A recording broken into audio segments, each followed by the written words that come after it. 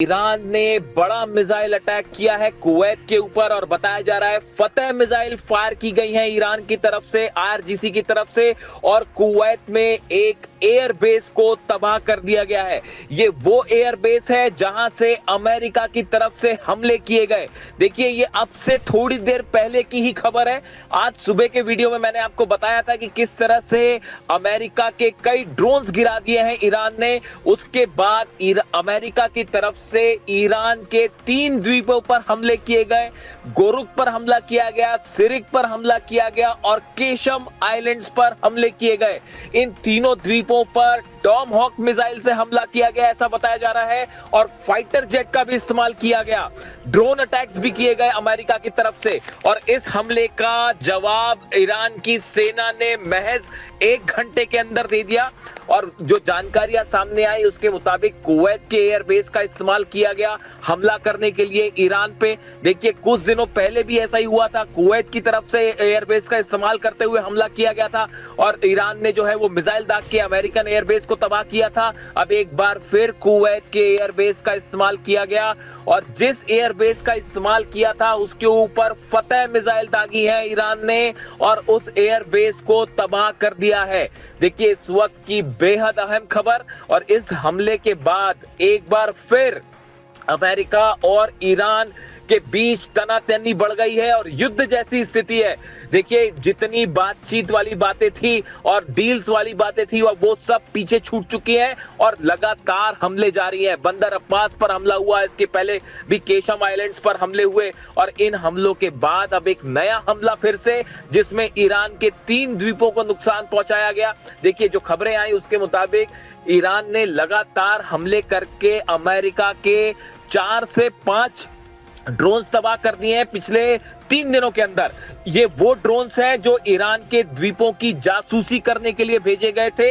मैंने आपको देखिए अब से चंद घंटों पहले ही जो सुबह वीडियो डाला आज उसमें बताया था कि ईरान के जितने आइलैंड्स हैं उनकी जासूसी की जा रही है, और ऐसा तब होता है जब किसी तरह का ग्राउंड ऑपरेशन या किसी हमले की तैयारी होती है।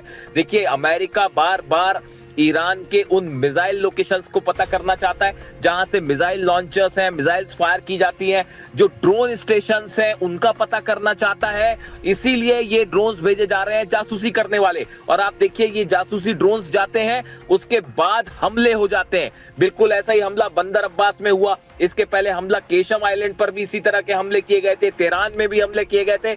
अब एक बार फिर जो है ईरान के 3 द्वीपों को नुकसान पहुंचाया गया। लेकिन सैटेलाइट्स की इमेजेस, मैं बार बार आपको ये बात कह रहा हूं, चीन के सैटेलाइट, रूस के सैटेलाइट से बार बार ये बात साफ हो जाती है कि हमले कहां से किए गए।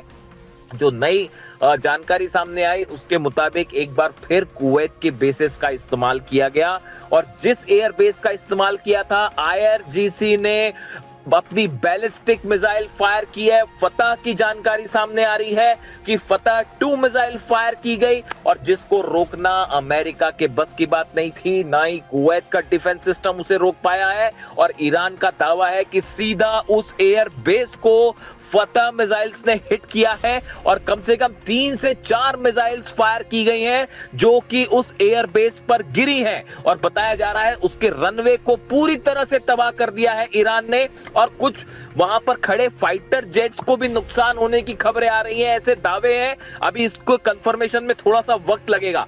लेकिन देखिए, ईरान, मैंने आपको सुबह ही इस बात को बताया था कि ईरान की सेना के हाथ में कंट्रोल होना इसीलिए जरूरी है क्योंकि लगातार अमेरिका की तरफ से, इजराइल की तरफ से बातचीत के नाम पर धोखा हो रहा है। बार बार ये खबरें सामने आती हैं कि कोई बातचीत होने वाली है, डील की तैयारी हो रही है, कोई ड्राफ्ट तैयार हो रहा है। इस बीच हर बार धोखा करते हैं डोनाल्ड ट्रंप और अमेरिका और हमले कर देते हैं। पिछले 15 दिनों के अंदर ये चौथा हमला है जो बिना किसी उकसावे के किया गया। अमेरिका के जितने ड्रोन गिरे हैं वो ईरान के एयर स्पेस के अंदर गिरे, वो हॉर्मूज में एयर स्पेस के अंदर घुसे। अगर किसी देश के एयर स्पेस का उल्लंघन होता है तो यह उसका अधिकार है कि सामने वाले दुश्मन देश के किसी भी एयरक्राफ्ट को या ड्रोन को मार गिराए, और ईरान की सेना ने यही किया।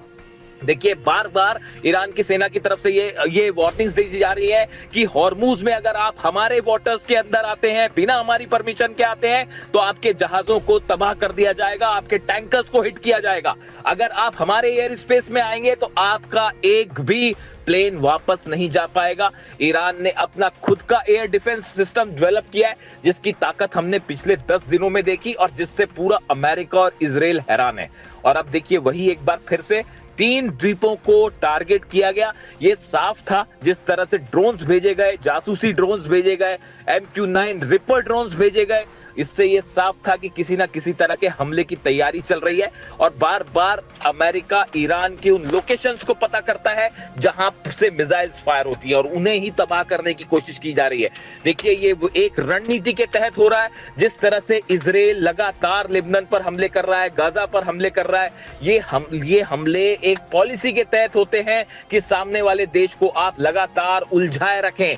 बिल्कुल ऐसा ही काम अब अमेरिका की सेना भी कर रही है। देखिए डोनाल्ड ट्रंप हॉर्मूज में कुछ नहीं कर पा रहे, अपने जहाजों को नहीं निकाल पा रहे हैं, हॉर्मूज को खुलवा नहीं पा रहे। ऐसे हालात में लगातार ये साबित करने की कोशिश हो रही है कि अमेरिका अभी भी पावरफुल है और ईरान के ऊपर लगातार हम हमले कर रहे हैं, ये दिखाने की कोशिश हो रही है। जबकि हकीकत ये है कि आप नोट करिए, पिछले 15 दिनों के अंदर चौथी बार ऐसा हुआ कि जब हमला हुआ और चंद घंटों के अंदर ही, बल्कि चंद मिनटों के अंदर ईरान की सेना ने पलटवार कर दिया और जबरदस्त पलटवार किया गया।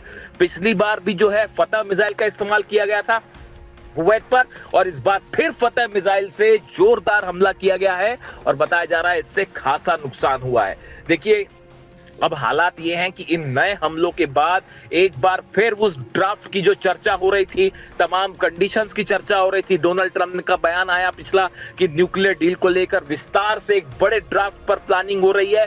ये सब के सब दावे अब जो है फिर से दरकिनार हो गए हैं और हकीकत यह है ईरान की तरफ से संदेश बिल्कुल साफ है कि किसी भी तरह से बातचीत के नाम पर कोई धोखा अब नहीं चलेगा। अगर किसी भी तरह का हमला होता है तो जहां से हमला होगा उस बेस को तबाह कर दिया जाएगा। और यही फिर से एक बार देखने को मिला है। अब हालात ये हैं कि पूरे 12 देशों के जितने एयर बेसेस हैं, जितने वाटर स्टेशन है, पानी के ठिकाने हैं, वो सब के सब ईरान के निशाने पे हैं। अब ये डोनाल्ड ट्रंप को तय करना है कि वो जंग करना चाहते हैं या मामले को शांति से खत्म कर देना चाहते हैं। देखिए तमाम दुनिया के एक्सपर्ट्स ये कह रहे हैं कि डोनाल्ड ट्रंप के पास अब कोई चारा नहीं बचा है। ईरान की सेना भयंकर गुस्से में। कल देखिए जिस तरह से मसूद पेजेश्कियान साहब के इस्तीफे की खबरें फैलाई गई, अभी तक ये बात साफ नहीं है। ईरान की तरफ से कहा जा रहा है कि उन्होंने कोई इस्तीफा नहीं दिया, लेकिन फिर भी जिस तरह के दावे हुए कि उन्होंने इस्तीफा दे दिया है, इस तरह की तमाम बातें, अभी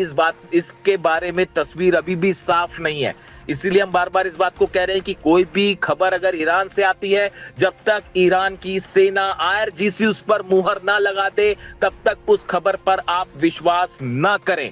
देखिए लगातार वेस्टर्न मीडिया की तरफ से तमाम खबरें आ रही हैं, कई ईरान पर नुकसान की खबरें आती हैं, कभी ईरान में असंतोष की खबरें आती हैं, लेकिन हकीकत यह है बीती रात एक बार फिर तेहरान में लाखों लोग जमा हुए और सबने अल्लाहू अकबर के नारों से पूरा ईरान गूंज रहा है। और ईरान की जनता पूरी मजबूती के साथ अपनी सेना के साथ खड़ी हुई है और उसका कहना है कि हम सेना के साथ हैं, सेना के हर फैसले के साथ हैं। और इन हालात में ये ताजा हमलों ने एक बार फिर ईरान और अमेरिका को आमने सामने खड़ा कर दिया है और पूरा अरब एक चिंगारी से बड़ी जंग फिर छिड़ सकती है और पूरा मिडिल ईस्ट, पूरा अरब देश एक बार फिर जो है वो जंग के मुहाने पर खड़े हुए हैं। अब यहां से देखिए आगे क्या डेवलपमेंट होता है, क्या ईरान की तरफ से और हमले होते हैं या अमेरिका इसका बदला लेने के लिए फिर हमले करता है। इससे जुड़ा जो भी अपडेट होगा वो मैं आप तक पहुंचाऊंगा। Thank you so much.